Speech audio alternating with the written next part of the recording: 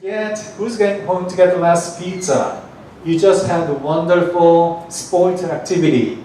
It might be swimming, it might be soccer game, but after a couple of hours, you're really hungry. You came home and guess what? You opened the pizza box and there's only one slice left. Everybody's jumping onto the last slice of pizza. Of course, I want to get that, I want to get that, and everybody's hungry. Who's going to get the last pizza? And this, no answer, no question. Just think about whether you can yield. Think about whether you can have someone else take that last pizza. I mean, honestly think about that. You're so hungry, and there's one last slice of pizza left. Are you going to jump at it and try to eat it by yourself? Or are you going to yield and give it to someone else in your good conscience? Well, the Bible says, "As surely as the Lord your God lives," she replied, "I don't have any bread, only a handful of flour in a jar and a little oil in a jug. I am gathering a few sticks to take home and make a meal for myself and my son, that we may eat it and die." Let me explain. There was a really poor widow living in the city of Jerusalem. I mean, she was so poor that she didn't have enough food to eat every day. She could not eat 3 meals a day. She was only able to handle about 1 or 2 meals a day. But even that ran out pretty quickly. And by when Prophet Elijah showed up, I mean, she had only 1 handful of flour and very little oil left in the jar. And so sadly, she was thinking about, I'm going to gather some wood, make fire, make bread with the last ingredients I have. I'm going to make a bread with this small amount of flour and oil. I'm going to eat that last meal with my son. And after that, we'll probably have to starve to death. There is no other way that she can find more foods. So you can see that this was a really sad situation. She was preparing her last meal to share with her son and then starve after that. Prophet Elijah shows up and guess what he says? "Woman, bring me some food. I'm so hungry," the prophet says, "and I know you have some food at home. Invite me to your home and give me some food to eat." Now the passage we read was the response of that poor widow. "But sir, I assure you, I don't have any food at home. I don't have any bread. I mean, I'll be honest with you. I have a very small amount of flour that I can make food with. I have very little oil. And I am gathering some wood because I want to make a fire and make that last meal that I can share with my son. And after that, we'll probably have to starve. Within a few days, we will die. And you're telling me you want food from me? Boy, sir, you got the wrong address. I mean, there's so many houses in the city. Why did you have to pick on my house? Why did you have to come to me for some food? I do not have any food. I barely have enough for one last meal. One last meal with my son." What do you think the prophet Elijah said? Does anyone know this story, by the way?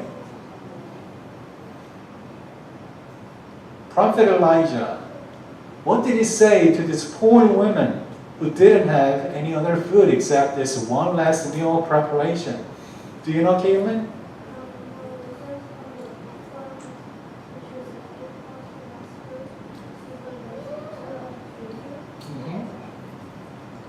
So what do you think happened after this? Sean, do you know? had a lot of oil or flour? She had what? She had a lot of oil and flour. No. I mean, for now, she didn't have a lot of flour or oil. Do you think she made food and give it to him? Yes or no? We're talking about the last meal here. We're not talking about, oh, I have some money, I can always go back to the market and buy some more food or oil. This is not the situation. She doesn't have any money, and no one is willing to help her. She has this last ingredients to make one last piece of bread. And Prophet Elijah shows up and give it to me. Make some food with that and give it to me. I'm so hungry, I'm going to eat it. This poor widow, I guess she had to have a deep, deep prayer. What am I going to do? I mean, this is the last meal that I'm going to share with my son. But then I see him and he looks like so hungry too. He's about to die. Am I to make this food and give it to him? And then myself and my son starve to death? Or should I just ignore the request by that strange man and tell him, go away from my house. I don't have food to give to you. Try some other houses. Am I going to be mean and just kick him out from my house? She thought about it, she prayed about it, and she said, I'm going to make one last piece of bread and we're going to share. I'm going to give it to him. Hopefully he can share with us. It's a small bread that I'm going to make, maybe barely enough for me and my son for one meal.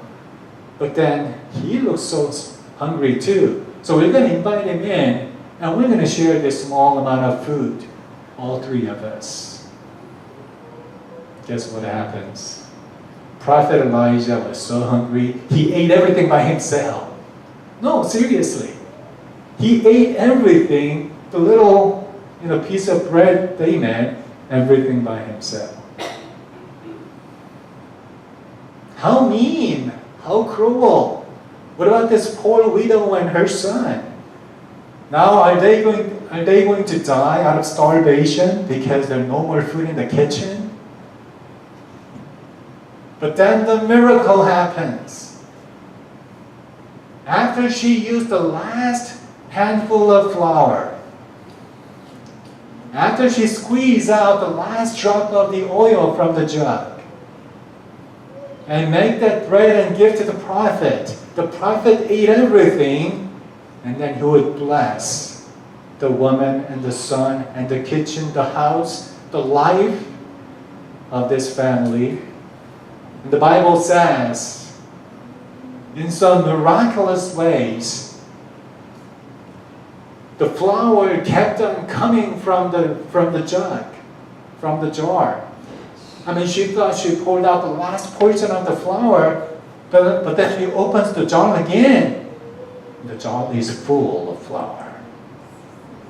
She makes more bread and she eats it and be happy and share with all the neighbors. I must use all the flours by now. She opens the cap of the jar again. The jar is full of flour again. Same thing with the oil. She poured out the last drop of oil, thinking this is it. No more oil, no more baking. And after she uncorks the oil bottle, the bottle is full of oil again. Again and again, a miracle happens. So the Bible tells us, don't be afraid to share your last resource of your life. Because as you do, God will bless you, and you will be living in the blessing of God's miracle. You will be living in the blessing of God's miracle. So the Bible says, each one should use whatever gift he has received to serve others, faithfully administering God's grace in its various forms. Okay, this is simply this. What are you good at? We're talking about serving others, so think about something that you're good at. And that's your talent, and you need to use that talent to serve others. You might be really smart. You might be really good with some skills. I mean, there's got to be some things that you're really good at, right? And you're thinking, okay, I'm really good at making things. I'm really good at drawing things. I'm really good at writing or music or sports. There's got to be some things that you're really good at, and you're thinking about, with all these talents I have given by God, I'm going to enjoy myself. I'm going to make myself so successful with these talents. Okay, sounds pretty good to me, but then there's bigger challenge in the Bible. The Bible says, whatever the talent you might have, use it to serve others. With all the talent you have, make other people happy. Well, you can start with your family, your parents, brother, sister.